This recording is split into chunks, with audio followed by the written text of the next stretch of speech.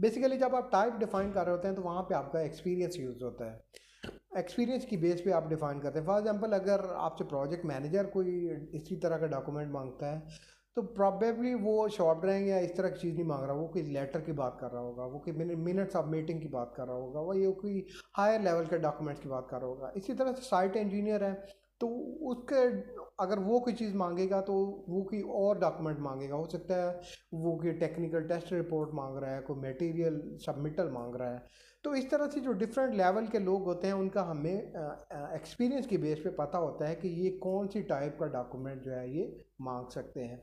तो इस तरह से हम पहले टाइप डिफाइन करते हैं, उस टाइप के डॉक्यूमेंट के लॉग के अंदर जाते हैं, कीवर्ड को मारते हैं, फिल्टर करते हैं और डॉक्यूमेंट का रेफरेंस नंबर ढूंढ लेते हैं। जब हम रेफरेंस नंबर ढूंढ लेते हैं तो उस रेफरेंस हमने लिखा होता है कि ये डॉक्यूमेंट जो है हार्ड कॉपी कहाँ पे स्टोर की हुई होती है। और वैसे भी हमें